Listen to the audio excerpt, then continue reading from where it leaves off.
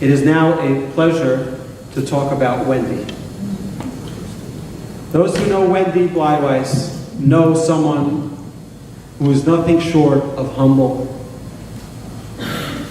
someone who's focused, someone who is quiet, someone who is solid and firm in her learning, in her growth, every week since her journey with Ascent, the women's division of Torch, about 2009, so about four years ago, 4.5 years ago.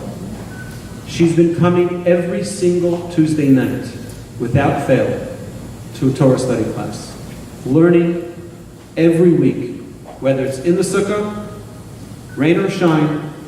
She was there every single week.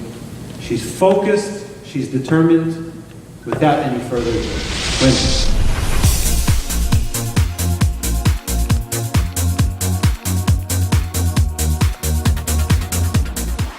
My Torah portion is called Shabbat Hagadol. This is the parsha from the day I was born. Shabbat Hagadol means the Great Shabbat. It took place on the Sabbath before the Passover dinner in Egypt in 1312 BCE and can be found in the prophet's book of Malachi 3, verses 4 through 24. I knew the Israelites put the lamb's blood on their door in order for the angel of death to pass over the children of Israel and not have their firstborn sons killed. What I didn't know was that the Israelites took the lambs into their home 4 days before the dinner. They tied the lamb to their bedpost, and by keeping the lamb in their home, they became their lamb and not a lamb. The lamb was one of the major Egyptian gods. His name was Amun. The Midrash says, God allowed the Israelites to take the lambs from among the Egyptian neighbors. It was a miracle that the Egyptians did not react to the Jews for taking their lambs. They told the Egyptians of God's commandment for them to sacrifice the lamb. It was a humiliating thing for the Israelites to sacrifice the Egyptian god. They were scared the Egyptians would retaliate on them for killing their god. The Israelites were also rejecting idolatry because the Egyptians worshipped idols as gods. God also told his people that he would destroy the Egyptians' firstborn, and they should tell their Egyptian neighbors. The firstborn children of Egypt told their fathers and the Pharaoh about the God of Israel's plan. The children begged their fathers and Pharaoh to let them go before death came upon them. The Egyptians did nothing, as was God's plan.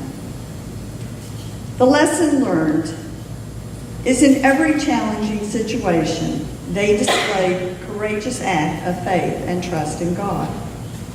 The Israelites followed what is right for them, even though it was unpopular.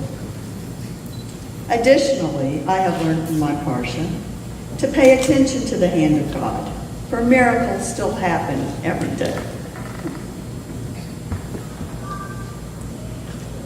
I also learned the replacement of the sacrificial offering is to pray and do mitzvot. Two of the responsibilities of a bat mitzvah, the daughter of the commandment, are to be morally responsible for your own actions and continue to learn Torah. Thank you, Rabbi Wolbe, for helping me become a growing Jew. I also want to thank my husband, Ira, and my children, Evan, Ellen, and Caitlin, for their encouragement and support.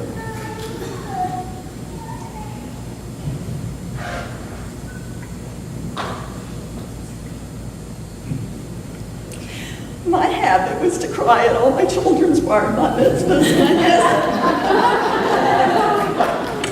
can't help. Okay.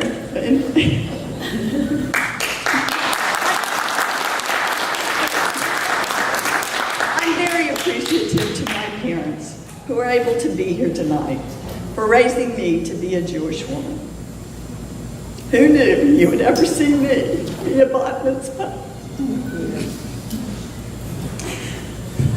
Finally, I'm grateful to the rest of my family and my friends who are sharing this evening with me tonight. Thank you all for coming.